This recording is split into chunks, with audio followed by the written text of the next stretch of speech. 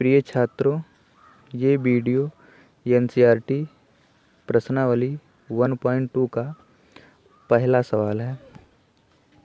इसमें लिखा है निम्नलिखित संख्याओं को अभाज्य गुणनखंडों के गुणनफल के रूप में व्यक्त कीजिए। तो इसमें पहले में 5 प्रश्न दिया गया है, पांचों को अभाज्य गुणनखंडों के गुणनफल के रूप में व्यक्त करना है। तो गुणनखंड करना आप लोग पिछली कक्षाओं में सीख चुके हैं, उसी को कर देना है। तो यहाँ पहला सवाल लिखा है 140, तो इसी का गुणनखंड कर देते हैं। यहाँ पर 140 का 140, तो ऐसे करते हैं, इधर से एक लाइन खींचते हैं, एक लाइन इधर से। यहाँ सबसे पहले 2 से काटते हैं, तो 2 7 जा 14 और 2 0 जा 0। फिर 2 से देखेंगे, 2 का पहाड़ा पढ़ेंगे 7 आ जाए, अगर 7 नहीं आता है तो उससे कम रहेंगी, तो 2 तिहाई 6 होता है। 6 आया है, 7 लाना था, एक कम है, तो जो कम रहेगा वो उसे हासिल मान लेते हैं। वो अगले वाले संख्या के सामने जाएगा, उसमें जुड़ेगा नहीं, इसके सामने आएगा। तो 0 के जब सामने आएगा, 1 तो बचा है, तो हो जाएगा 10, यानी कि यहाँ कितना हो गया, अब 10 हो गया। तो 2 का पहाड़ा पढ़ेंगे 10 आ जाए, 2 पंचे 10। अब ये 2 से कटेगा नहीं, तो 2 से जब नहीं कटेगा तो अब 3 से देखते हैं।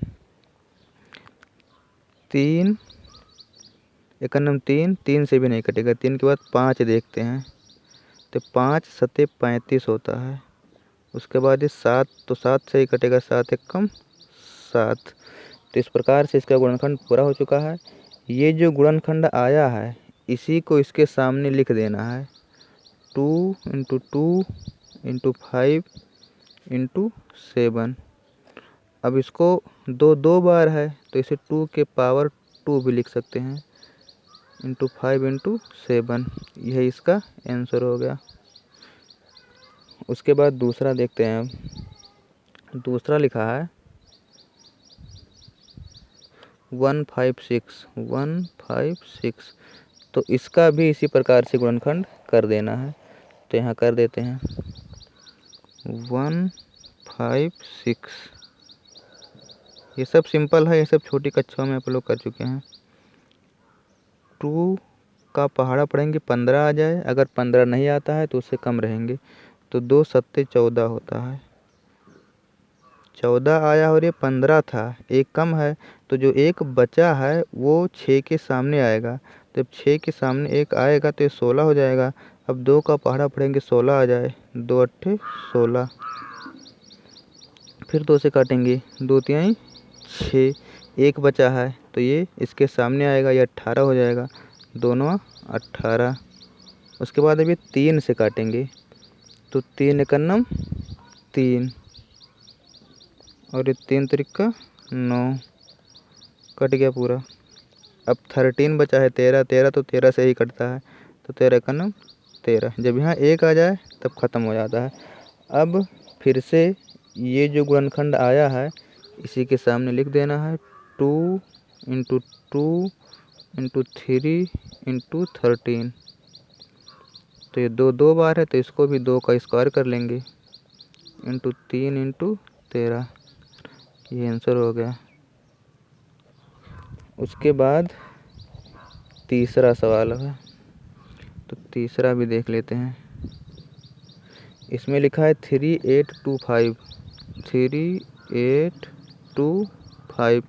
इसका भी गुणनखंड यहाँ किनारे कर लेते हैं, 3825 यहीं कर देते हैं बगल में, 3825। इस प्रश्न के सामने इसको गुणनखंड करना है बगल में।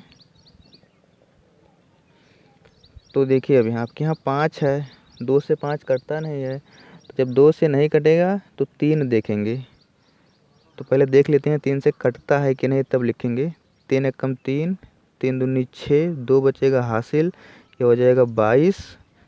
फिर 3 सत्ते 21, एक बचेगा, तो ये 15 हो जाएगा, 3 पचे 15, यानी कि 3 से कट रहा है, तो काट देंगे। 3 एकम 3, 3 दूनी 6, 2 बचा है, तो 2 के सामने जब 2 आएगा तो 22 हो जाएगा। तो 3 सत्ते 21, 1 बचा, 5 के सामने 1 आ जाएगा, 15 हो जाएगा। 3 पचे 15। 3 के बाद ये 3 से पूरा कट चुका है। फिर से देख लेते हैं ये 3 से कटता है कि नहीं। अगर 3 से नहीं कटेगा तो 5 से देखेंगे। तो पहले 3 से देख लेते हैं। 3 चौके 12 हो जाएगा और 3 दूनी 6, 1 बचेगा 15, 3 पचे 15, 3 से कट जाएगा ये। 3 चौके 12, 3 दूनी 6 और 3 पचे 15, कट गया पूरा। अब की बार फिर से देखते हैं 3 से कटता है कि नहीं। तो 3 एकम 3, 3 चौके 12 और ये 5 बच जाएगा। तो 3 से 5 नहीं कटेगा, यानी कि ये 3 से नहीं कटेगा।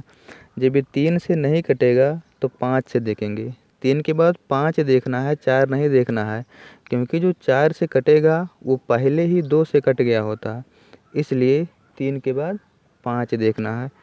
तो ये 5 का पहाड़ा पड़ेंगे 42 आ जाए। 5 अट्ठे 40 होता है, 5 9 45, 45 ज़्यादा हो जाएगा तो 8 बार पड़ेंगे। 5 अट्ठे 40, 40 आया है और ये 42 था, 2 बचा। 2 कहाँ आएगा? 5 के सामने, तो कितना हो जाएगा? ये हो जाएगा 25। तो 5 का पहाड़ा पड़ेंगे 25 आ जाए। 25 25, फिर 5 का, तो 5 एकम 5, यहाँ 3 बचा, 35 होगा। ये 5 सत्ते 35। उसके बाद 17, तो 17 17 से ही कटेगा। 17 एकम 17। अब ये जो आया है इसी को इसके सामने लिख देना है। वही इसका क्या हो जाएगा? अभाज्य गुणन खंड। तो 3 गुणे 3 गुणे 5 गुणे 5 गुणे 17। तो ये 2 बार है, इसे 3 का स्क्वायर कर सकते हैं। यहाँ 5 भी 2 बार है, 5 का स्क्वायर कर सकते हैं। और ये 17 17, यही हो गया आंसर।